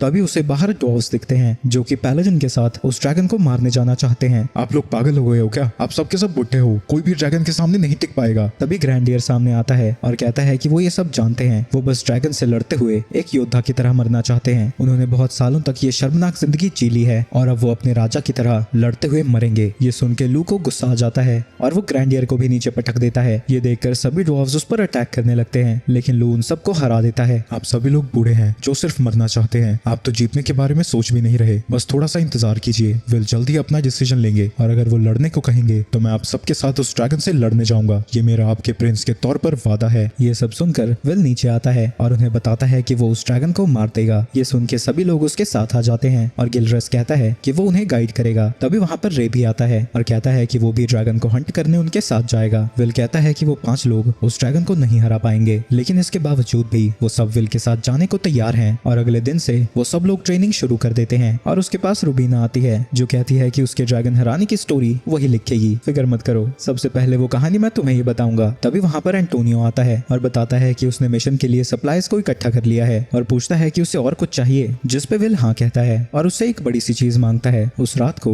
गॉडेस ग्रेसफील उसके सपने में आती है। वो कहती है कि वो नहीं चाहती कि उसकी मौत हो, पर विल कहता है कि उसे एंशिएंट ड्रैगन जैसी बुराई को वो खत्म करने से पीछे नहीं हट सकता। तो गॉडेस उसे ब्लेस करती है और कहती है कि वो हमेशा उसके साथ रहेगी। अगले दिन सभी लोग अपने मिशन पर जाने के लिए तैयार हैं और एंटोनियो बताता है कि जो उसने कहा था वो तैयार है। जाने से पहले रे और एना अपने प्यार का इजहार करते हैं और मैनल रूबीना से कहता है कि वो उसे सारी कहानियां सुनाएगा। जिसके बाद सभी लोग बोट पर बैठकर वहां से निकल जाते हैं। रास्ते में रे की पार्टी मिलती है जो कि उनकी बोट को आगे ले जाते हैं। हमने बोट को इतनी जल्दी क्यों छोड़ दिया? रस्ट माउंटेन की एंट्री पर डीमंस हमारा इंतजार कर रहे होंगे। जब रे की पार्टी उनका आगे से ध्यान भटकाएगी हम पीछे के गेट से जाकर उन पर अटैक कर देंगे। और विल ने एक छोटी बोट पहले से ही तैयार कर रखी थी और यही उसने एंटोनियो को कहा था। मैनल विंड फेरीज की पावर्स का यूज करके बोट को जल्दी से आगे बढ़ाने लगता है लेकिन रास्ते में उन्हें डेड सिटी से गुजरना होगा जहाँ पर हाई किंग को सील किया गया है और जहाँ पर अनडेड क्रीचर्स भरे हुए हैं। ये सुनकर सभी लोग डर जाते हैं और कहते हैं कि विल बहुत बहादुर है। असल में मैं उसी सिटी में पला बड़ा हूँ और मुझे 3 लेजेंडरी हीरोज ने बड़ा किया था और हाँ मैं स्टैगनेट के एक्को से भी लड़ा हूँ। ये सुन के पूरे रास्ते मैनल मुंह फुलाकर बैठा होता है क्योंकि विल ने उसे ये सब पहले कभी नहीं बताया। सिटी तक पहुंचते ही वो चारों तरफ से धुंध से घिर जाते हैं और विल बताता है कि ये गस का मैजिक है ताकि वो बाहर के लोगों को यहाँ से दूर रख सके और वो मैजिक को डिकोड करके वहाँ से आगे बढ़ जाता है। जिसके बाद वो सभी लोग बोट पर उतर जाते हैं और मैनल अपने घर की तरफ जाने लगता है। सबसे पहले वो अपने पेरेंट्स की ग्रेव के पास जाता है और फिर टेम्पल में गस से मिलने जाता है लेकिन वहाँ भी उसे गस नहीं दिखता और विल को लगने लगता है कि शायद गस पास ऑन कर चुका है। लेकिन जैसे ही वो दुखी होकर मुड़ता है गस जोर से उसके मुंह पर चिल्लाता है जिससे विल डर जाता है। वो अपने दद्दू को देखकर बड़ा खुश था। हाँ वो सब छोड़ो, पहले ये बताओ तुमने पैसे कमाए कि नहीं? इतने साल बाद मिलने के बाद ये सवाल कौन पूछता है? मैं फेमस पैलेडिन बन चुका हूँ और बीस्टवुड का लॉर्ड भी। ये सुन के गस खुश हो जाता है लेकिन जब उसे पता लगता है कि वो सिंगल भी है और वर्जिन भी, वो उससे पूछता है कि एडवेंचर्स के दौरान उसे सुंदर कुड़ियां मिली कि नहीं। अरे कहाँ सुंदर कुड़ियां, बस लड़के मिल रहे हैं। जो सुनकर गस हंसने लगता है। इसके बाद विल अपने दोस्तों को टेंपल में लेकर आता है और बताता है कि वो ड्रैगन से लड़ने जा रहा है। ये सुन के गस गुस्सा हो जाता है क्योंकि वो ड्रैगन को नहीं हरा सकते, ना ही उनके पास इतने पैसे हैं कि वो वैलेसरका को अपनी तरफ कर सके। तभी ग्लैरिस उसके सामने आता है और बताता है कि उसने ब्लड और मैरी के साथ एक बार उसकी जिंदगी बचाई थी। इसके बाद विल अपने रूम में जाता है जहाँ उसे अपना बचपन याद आने लगता है, जिसके बाद वो गस से मिलने जाता है ताकि वो उस ड्रैगन के बारे में और चीजें पता कर सके। गस बताता है कि वो उससे कभी नहीं मिला, अगर मिला होता तो वो उसे डीमंस की साइड को छोड़कर ह्यूमंस की साइड पर आने को कहता। अगर तुम उस ड्रैगन को हराना चाहते हो तो तुम्हें उसके पुराने जख्मों पर निशाना लगाना होगा, क्योंकि उसके स्किल्स बहुत मजबूत हैं और उसका मैजिक बहुत हाई लेवल का है और जायंट होने के बावजूद भी वो बहुत तेज है। जिसके बाद वो उसे बताता है कि जिस इक्विपमेंट के साथ वो लोग हाई किंग से लड़े थे वो अभी भी सिटी में है और वो चाहता है कि वो और उसके दोस्त उन्हें यूज करें। गस उन्हें एक वर्कशॉप में लेकर जाता है जहाँ एक सीक्रेट दरवाजे से जाने के बाद उन्हें एक अंडरग्राउंड आर्मरी दिखती है। गस उनसे कहता है कि वो जो चाहे ले सकते हैं। रे कहता है कि गस उसकी तलवार में थोड़े मैजिक वर्ड्स डाल दे। वहीं मैनल एक बो को चुनता है जो कि एक लेजेंडरी एल्फ वॉरियर का था और गस कहता है कि मैनल उसी वॉरियर का एक वंशज है। सभी लोग अपने अपने वेपन्स चुन लेते हैं। आगे वे लू को अपने फादर का डैगर देता है और शाम को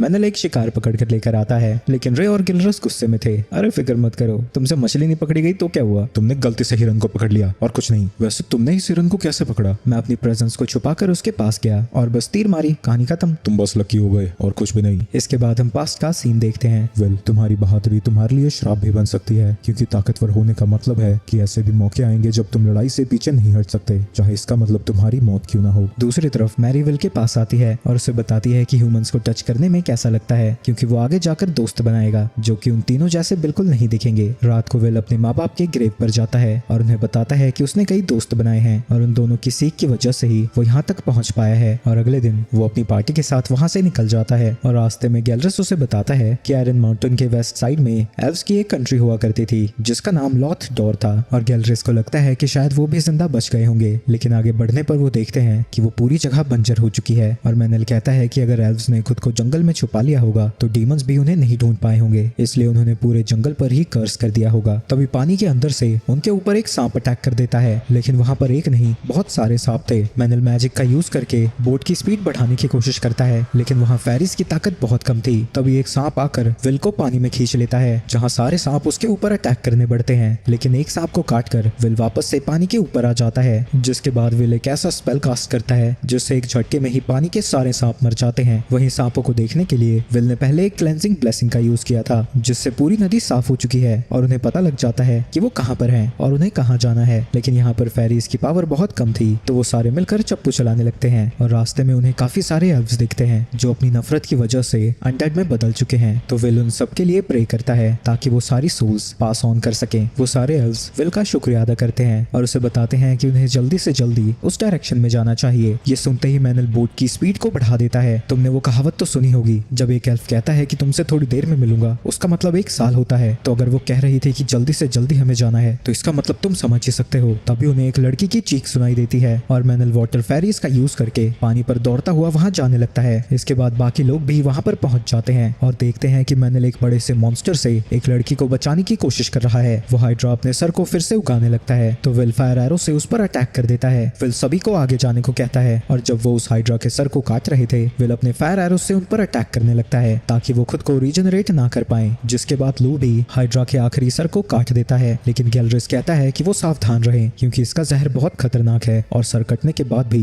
ये पूरी तरह से नहीं मरा है। वहीं इस लड़की को हाइड्रा ने काटा था तो विल उसे हील करने जाता है, लेकिन वो मना कर देती है क्योंकि उसे लगता है कि हाइड्रा के जहर को कोई नहीं रोक सकता। अगर ये मना करेगी तो मेरी ब्लेसिंग काम नहीं करेगी। लेकिन मैनल उसे समझाता है कि विल कोई आम प्रीस्ट नहीं है और वो उसकी ब्लेसिंग को एक्सेप्ट करे। जिसके बाद विल उसे हील कर देता है और वो सभी बोट पर बैठकर आगे बढ़ जाते हैं और वो लड़की अपना नाम डैनी बताती है और उसकी जान बचाने के लिए उनका शुक्रिया अदा करती है। आगे बढ़ते बढ़ते फॉरेस्ट की हालत और भी बुरी दिखने लगती है और डैनी बताती है कि ये उस इविल ड्रैगन के मायास्मा की वजह से है, जिससे जंगल धीरे धीरे पूरी तरह से खत्म होता जा रहा है। तभी उन्हें फिर से ड्रैगन की चीख सुनाई देती है। वहीं उन्हें समझ नहीं आता कि ड्रैगन तो माउंटेन पर है तो उसका मायास्मा यहाँ तक कैसे आ रहा है। तो डैनी बताती है जो डॉर्फ्स ने टनल बनाए थे उसका मायास्मा उसके थ्रू पूरे जंगल में फैल रहा है। आगे वो डैनी के गाँव में पहुंच जाते हैं। इस इलाके में फेरीज की पावर कम हो गई है, जिसकी वजह से पानी, हवा और खाना सब कुछ जहरीला हो चुका है और डैनी उन सभी हीरोज का लॉथ डोर में स्वागत करती है। जिसके बाद वो विलेज के एल्डर्स के पास जाते हैं। आप लोग जो ज्यादा बीमार है उन्हें मेरे पास लेकर आए, मैं उन्हें हील कर दूंगा। लेकिन एल्डर्स को नहीं लगता कि उन्हें ऐसे ही किसी अनजान के पास अपने लोगों को लाना चाहिए। लेकिन तभी विल एक एल्डर की खांसी ठीक कर देता है। जो भी ज्यादा बीमार है उसे मेरे पास लेकर आओ और जो यहाँ नहीं आ सकता मैं उनके पास खुद जाऊंगा। लेकिन इतने सारे लोगों को हील करना काफी मुश्किल होता है। अगर 100-200 ही हैं तो मेरे लिए कोई बड़ी बात नहीं है। जिसके बाद विल एक एक करके के वहाँ पर सारे लोगों को हील करने लगता है और कई सालों बाद उस विलेज के लोग हंस रहे थे। इसके बाद स्टैग्नेट फिर से उसके पास आता है। मैं अभी भी तुम्हें कह रहा हूँ, तुम्हें यहाँ से चला जाना चाहिए और अपनी ताकत बढ़ानी चाहिए। पर मैं अगर चला गया तो सारे डॉर्फ्स मारे जाएंगे। हाँ, लेकिन अगर तुम नहीं गए तो ह्यूमन सेल्स हजारों की संख्या में लोग मरेंगे और उन्हें बचाने के लिए तुम नहीं होगे। वहीं लोगों की तकलीफों की वजह से कई सारे वॉरियर्स और गॉड्स के फॉलोअर्स तुम्हें फॉलो करेंगे, जिनके तुम लीडर बन सकते हो, और इससे तुम्हारी गॉडेस के फॉलोअर्स भी बढ़ जाएंगे और शायद तब तुम उस ड्रैगन को हरा सको। लेकिन विल फिर से मना कर देता है क्योंकि वो जानता है कि अगर वो पीछे हट गया तो उसका गॉडेस में विश्वास भी टूट जाएगा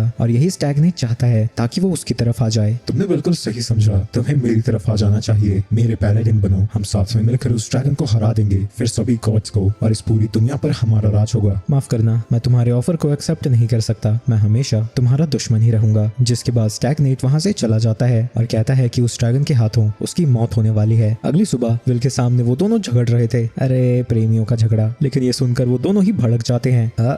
मैंने तो कुछ नहीं कहा। असल में डैनी नहीं चाहती थी कि वो लोग बीस्ट से भी लड़ें क्योंकि वो खुद ड्रैगन से लड़ने जा रहे हैं और वो मॉन्स्टर्स एल्व्स की प्रॉब्लम है, ना कि उन सब की। पर विल उसकी बात पर जरा भी ध्यान नहीं देता और सबको बीस्ट से लड़ने के लिए तैयार होने को कहता है और कोई ऑप्शन ना देखकर डैनी भी सबसे स्किल्ड वॉरियर्स को लेकर उनके साथ चलती है और थोड़ी देर में ही काफी सारी डीमन बीस्ट्स उनके ऊपर अटैक करने लगते हैं। वहीं उस मौत का शरीर पॉइजनस था तो मैनल विंड मैजिक से उसे हटा देता है, जिसके बाद मैनल अपने लॉर्ड ऑफ द फॉरेस्ट की पावर्स का यूज करके पूरे जंगल को फिर से हरा भरा कर देता है। वहीं इतने बदलाव की वजह से अब डीमंस और उस ड्रैगन को भी उनके बारे में पता लग जाएगा तो विल उन्हें वो टनल दिखाने को कहता है जो उन्हें सीधा उस ड्रैगन के पास लेकर जाएगा। डैनी कहती है कि वो भी ड्रैगन के साथ उनके साथ लड़ने जाएंगे। माफ करना, तुम लोग बहुत कमजोर हो और बस हमारे ऊपर बोझ ही बनोगे। डैनी दुखी हो जाती है क्योंकि उन लोगों ने उनके लिए इतना कुछ किया है पर इसके बदले वो लोग कुछ भी नहीं कर सकते। जिसके बाद वो लोग उन्हें आयरन कंट्री की एंट्रेंस पर ले जाते हैं और विल उस दरवाजे पर मैजिक कास्ट करता है जिससे लू के नॉक करने पर वो दरवाजा अपने आप खुल जाता है। लेकिन दरवाजे के खुलते ही वो ड्रैगन की पावर से दबने लगते हैं तो विल को मैजिक कास्ट करके उन सब की ताकत को बढ़ाना पड़ता है। क्या तुम सच में ऐसी ताकत से लड़ने चाहोगे? बिल्कुल, हम यहाँ पर यही करने आए हैं। तभी डैनी कहती है कि जो भी उन्होंने उनके लिए किया है वो कभी नहीं भूलेंगे और एक दिन उनका ऋण वापस जरूर चुकाएंगे और वो सब लोग उनकी जीत के लिए प्रार्थना करेंगे। वो गुफा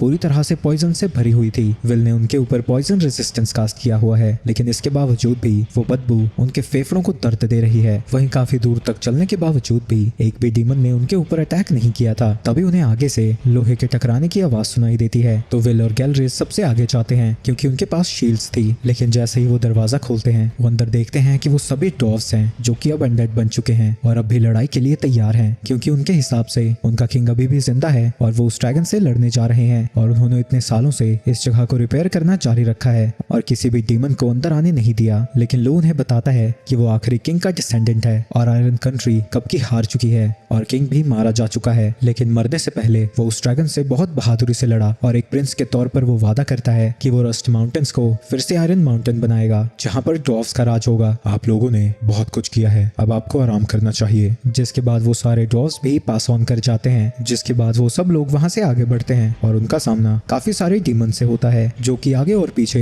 दोनों तरफ से अटैक कर रहे थे लेकिन उन सब के सामने नहीं टिक पाते। जिसके बाद वो हॉल में पहुंचते हैं जहाँ पर किंग ने आखिरी स्पीच दी थी। लेकिन अब उस किंग के थ्रोन पर डीमन जनरल स्केयर बैठा हुआ था और लू विल से उससे लड़ने की परमिशन मांगता है जो कि वो उसे दे भी देता है क्योंकि एक प्रिंस की लड़ाई है अपनी गद्दी को पाने की। जिसके बाद सीलिंग से काफी सारे डीमंस नीचे उतरने लगते हैं और लू की भी फाइट शुरू हो जाती है। वहीं हॉल के चारों तरफ डीमंस भरते ही जाते हैं और वो सब एक साथ उन पर अटैक करने लगते हैं लेकिन उन सब के सामने डीमंस की इतनी तादाद भी मुसीबत खड़ी नहीं कर पाती। वहीं लू जनरल को घायल करने में कामयाब होता है लेकिन उसका जख्म जल्द ही हील हो जाता है और वो लू को एक पिलर से बांध देता है। विल चाहकर भी उस मैजिक को हटा नहीं पाता क्योंकि वो डीमंस उसे टाइम ही नहीं देते। स्केयर लू की तरफ बढ़ने लगता है लेकिन वो अपनी ताकत से ही उन चेन्स को तोड़कर आजाद हो जाता है। जिसके बाद वो उसके हाथ को काट देता है और जमीन पर पटक देता है और जो विल ने उसे डैगर दिया था उससे उसकी गर्दन को काट देता है। लेकिन तभी तो डीमंस उसके ऊपर अटैक करने लगते हैं पर विल उसे बचा लेता है और कहता है कि अभी लड़ाई खत्म नहीं हुई है। उन डीमन से लड़ते लड़ते वो सभी लोग काफी थक चुके थे पर विल को एक स्पेल कास्ट करने का समय मिल जाता है और वो सभी डीमंस को एक झटके में खत्म कर देता है। जिसके बाद वो लू को हील करता है लेकिन तभी वो लोग देखते हैं कि स्केयर की बॉडी वहां से गायब हो रखी थी। मरने के बाद डीमन का शरीर राख में बदल जाता है पर उसका सर अभी भी यहीं पर है और वो उसे ढूंढने के लिए ग्रेट कैवर्न्स में जाते हैं जहाँ पर वैलिस सरका उसके शरीर को कुचल देता है। वहीं उस ड्रैगन की ताकत को महसूस करके विल बुरी तरह से डरा हुआ था और ड्रैगन के पूछने पर वो अपना नाम भी नहीं बता पाता लेकिन वो अपनी माँ की बातों को याद करता है और खुद को शांत करता है। अगर तुम दूसरों से उनका का नाम पूछने वाले हो तो तुम्हें पहले अपना नाम नहीं बताना चाहिए। लगता है तुम बाकी के चूहों जैसे नहीं हो। मेरा नाम वेलेकर का है, चलती फिरती तबाही। इसके बाद विल भी अपना इंट्रोडक्शन देता है और साथ ही ये भी बताता है कि उसके माँ बाप कौन थे। फार अवे पैलेडिन, क्या तुम मुझे अपने सर्वेंट की तरह एक्सेप्ट करोगे? ये सुनकर विल हैरान हो जाता है, पर वो ड्रैगन कहता है कि उसने इतने सारे डीमंस को हरा दिया, वो और उसके साथी उसके लिए भी खतरा है, तो वो उसका सर्वेंट बनने को तैयार है, लेकिन फ्री में नहीं। लेकिन विल जानता है कि कुछ सालों बाद वेलसर का उसे मार देगा और किसी और के लिए लॉयल हो जाएगा। ये सुनकर वेलसर का हंसने लगता है और कहता है कि उसने बिल्कुल सही कहा। पर ये क्या सच में कोई बुरा आइडिया है? वो अपने सर को उसके सामने झुकाता है। अब देखो मुझे, मैं तुम्हारे लिए जरा भी खतरा नहीं हूँ। तो बताओ, तुम शांति चुनोगे या लड़ाई करके मरना चाहते हो? मैं क्या करूं? मना कर दूं या लड़ूं? मुझे क्या करना चाहिए? लेकिन तभी गॉर्डस उसके गाल पर हाथ रखती है, जिससे वो शांत हो जाता है। वेलसर का चुनना मुझे नहीं तुम्हें है, तुम अपने रास्ते को बदलोगे या फिर नहीं। जिस शांति की तुम बात कर रहे हो वो कुछ समय की ही होगी, तो तुम्हारे पास एक ही रास्ता है, खुद को बदल लो। अगर तुम ऐसा करते हो तो मैं कसम खाता हूँ मैं तुम्हें प्रोटेक्ट करूंगा। जवाब तो मुझे ड्रैगन, तुम लड़ना चाहते हो या शांति? तभी वो ड्रैगन अपने पंखों को फैलाता है और कहता है कि उसने पहेली सुलझा ली है, वो एक सच्चा हीरो है, लेकिन वो अपने तरीके नहीं बदलेगा। मैं वेलेकर का हूँ, जिससे गॉड्स भी डरते हैं। बिना युद्ध के ड्रैगन कैसे रह सकता है? जिसके बाद विल उसके ऊपर अटैक करने जाता है और एक्सेलरेशन स्पेल का यूज करके उसके अटैक को डॉज कर लेता है और वेलसरका के ऊपर अटैक करता है, लेकिन उसके स्किल्स उसके स्पेयर को रोक देते हैं। वो गस की बात को याद करता है कि उसे उस ड्रैगन के पुराने जख्मों पर अटैक करना होगा, क्योंकि ब्लड के लिए भी उसके स्किल्स बहुत मजबूत हैं। मैं ब्लड की परछाई में हमेशा नहीं रह सकता। जिसके बाद वो अपनी स्पेयर उसके पैर के अंदर घुसा देता है और एक्सेलरेशन स्पेल का यूज करके कट को और बड़ा कर देता है। वो विल के ऊपर फायर से अटैक करने वाला था, लेकिन रे और मेनल बीच में आ जाते हैं, पर ड्रैगन उनके अटैक्स को डॉज करके विल के ऊपर रेड फ्लेम से अटैक करता है, पर विल अपनी शील्ड को सामने ले आता है और सारी फ्लेम्स को ब्लॉक कर देता है। जिसके बाद मेनल विंड से और विल फ्लेम मैजिक से उस ड्रैगन के ऊपर अटैक करता है, लेकिन वो ड्रैगन अपने पंखों को फैलाकर उनके अटैक को खत्म कर देता है। जिसके बाद लू एक बिल्डिंग को नीचे गिराता है, जिससे वो ड्रैगन दब जाता है और आगे विल एक साथ तीन मैजिक स्पेल्स को कास्ट करने लगता है, जिनका यूज करके गस ने उस दिन स्टैग्नेट के एको को हराया था और ड्रैगन चाहकर भी उसके स्पेल्स को ब्रेक नहीं कर पाता। विल उस ड्रैगन को एक मैजिक सर्कल में कैद कर देता है, जिसका साइज धीरे धीरे छोटा ही होता जाता है और उस ड्रैगन का नामो निशान खत्म हो जाता है। लेकिन उनमें से किसी को भी अपनी जीत पर यकीन ही नहीं हो रहा था। विल को भी लग रहा था जैसे वो जीता ही ना हो। तभी वो ड्रैगन अचानक से उन सबके ऊपर अटैक कर देता है और विल समझ जाता है कि उसने वर्ड्स ऑफ ट्रांसफॉर्मेशन का यूज किया था, जो इतने खतरनाक होते हैं कि ह्यूमंस उसका यूज भी नहीं कर सकते। और इसी ट्रांसफॉर्मेशन का यूज करके इतना बड़ा ड्रैगन इस अंडरग्राउंड कंट्री में आया था। इसने हर तरह की लड़ाई लड़ी है और हर तरह के मैजिक का सामना किया है। मैं इसे कैसे हरा सकता हूँ? ड्रैगन कहता है कि वो बहुत बहादुरी से लड़ा और इसके बदले वो उसे अपना सर्वेंट बना सकता है। अगर वो मना करता है तो वो उसके साथियों के शरीर के साथ साथ उनकी आत्माएं भी जला देगा। पर उसके पास एक और ऑप्शन है, वो खुद की जान ले सकता है ताकि ग्रेसफील उसका पुनर्जन्म करा सके। लेकिन विल मना कर देता है और कहता है कि वो उसके सामने सर नहीं झुकाएगा। वो सब लोग यहाँ पर अपनी मौत के लिए तैयार होकर आए थे। विल अपनी स्पीड को बढ़ाकर उसके मुंह को मैजिक से बंद कर देता है और उसके अटैक को डॉज करता हुआ उसके पीछे चला जाता है ताकि वो अपने साथियों से उसको दूर रख सके और ड्रैगन के ऊपर लाइटनिंग से अटैक करता है, लेकिन इससे उसका कुछ भी नहीं बिगड़ता और वो ड्रैगन के अटैक से घायल हो जाता है। लेकिन वो अपनी ब्लेसिंग का यूज करके तुरंत ही खुद को हील भी कर लेता है। ड्रैगन पत्थरों को फेंक कर उसके ऊपर अटैक करने लगता है और मौका देखकर उसे अपने पंजों से दबा देता है, लेकिन विल एक्सेलरेशन स्पेल का यूज करके वहां से हट जाता है और अपने स्पेयर से उसके ऊपर अटैक करता है, लेकिन इसकी वजह से उसकी स्पेयर ही टूट जाती है। तो वो अपनी तलवार ओवर ईटर को बाहर निकालता है ताकि वो उसकी लाइफ फोर्स को एक्सट्रैक्ट कर सके, लेकिन ड्रैगन जमीन पर धमाका करके विल को नीचे गिरा देता है। वेलसर का उस डीमन ब्लेड के बारे में जानता था, तो वो विल को अपने पास आने नहीं दे सकता और वो उसके ऊपर फायर से अटैक कर देता है, लेकिन गॉडेस ऑफ लाइट अपने हेरल्ड को भेजकर उसे बचा लेती है। लेकिन वेलसर का अटैक करता जाता है, जिसकी वजह से वो हेरल्ड भी टूट जाता है। वो ड्रैगन उसे खत्म करने वाला था, लेकिन तभी वहां पर स्टैग्नेट आ जाता है और कहता है कि विल उसका दुश्मन है और उसके सामने वो किसी और को उसे मारने नहीं दे सकता। वहीं वेलसर का उसे गॉडेस कह के बुलाता है, जो सुन के विल हैरान हो जाता है, पर स्टैग्नेट कहती है कि एक गॉड के लिए क्या मेल क्या फीमेल। वहीं ग्रेसफील उससे पूछती है कि वो आपकी मदद करने आई है, तो स्टैग्नेट कहती है कि उनकी फाइट को देखकर उसे बहुत मजा आया और वो खुद को यहाँ पर आने से नहीं रोक पाई। जिसके बाद स्टैग्नेट अपनी पावर्स का यूज करती है और जितने भी डॉर्व्स वहाँ पर मरे थे उन्हें अनडेड में बदल देती है, जो स्टैग्नेट से लड़ने के लिए आने लगते हैं। तभी विल के साथियों को भी होश आ जाता है और लू बताता है कि उसने अपने एंसेस्ट्रल गॉड की पावर से सबको हील कर दिया। इसके बाद वहाँ पर लू का दादा